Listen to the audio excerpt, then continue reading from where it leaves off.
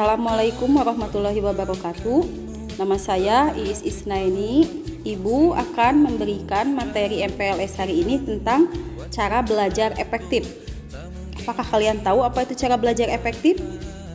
Belajar yang efektif adalah proses belajar mengajar yang berhasil guna dan mampu memberikan pemahaman, kecerdasan, ketekunan, kesempatan, dan kualitas yang lebih baik, serta dapat memberikan perubahan perilaku dan diterapkan dalam kehidupan sehari-hari, sehingga dapat menghasilkan sumber daya manusia yang unggul.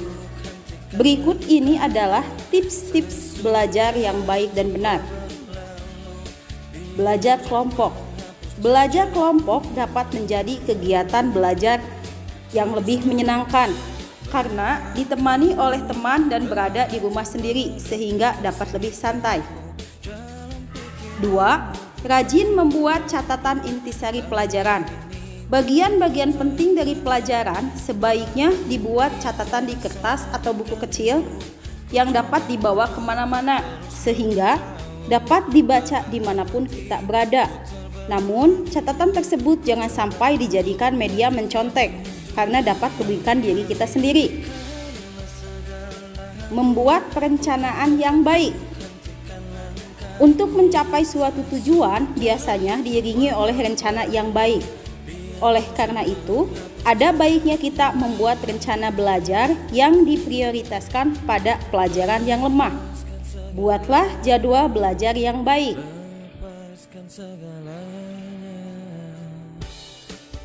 Disiplin dalam belajar. Apabila kita telah membuat jadwal belajar, maka harus dijalankan dengan baik. Contohnya, seperti belajar tepat waktu dan serius, serta tidak sambil main-main dengan konsentrasi yang penuh.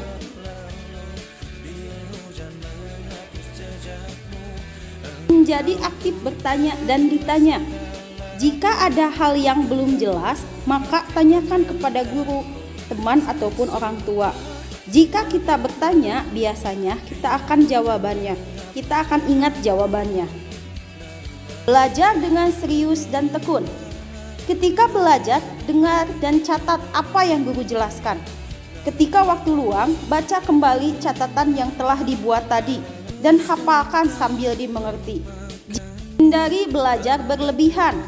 Hal yang dilakukan oleh pelajar yang belum siap ulangan adalah dengan belajar hingga larut malam. Sebaiknya ketika ujian tetap tidur tepat waktu, karena jika begadang semalaman akan membawa dampak yang buruk bagi kesehatan, terutama bagi anak-anak. Jujur dalam mengerjakan ulangan dan ujian. Hindari mencontek ketika sedang mengerjakan ulangan atau ujian. Mencontek dapat membuat sifat kita curang dan pembohong. Jadilah seorang pemimpin. Latihlah rasa tanggung jawabmu. Apabila guru meminta bantuanmu untuk mengerjakan sesuatu, misalnya membersihkan kelas, jangan ragu untuk menerimanya. Ajak beberapa teman kelas dan pimpin mereka untuk membersihkan kelas bersama-sama. Mendengarkan penjelasan guru dengan baik. Jawablah setiap pertanyaan yang diajukan oleh guru apabila kamu mengetahui jawabannya. Jangan menunggu guru untuk memanggil kamu untuk menjawab pertanyaan. Jangan malu untuk bertanya. Selalu ajukan pertanyaan kepada guru apabila tidak mengerti tentang suatu hal. Kerjakan PR. Kerjakan PR dengan baik.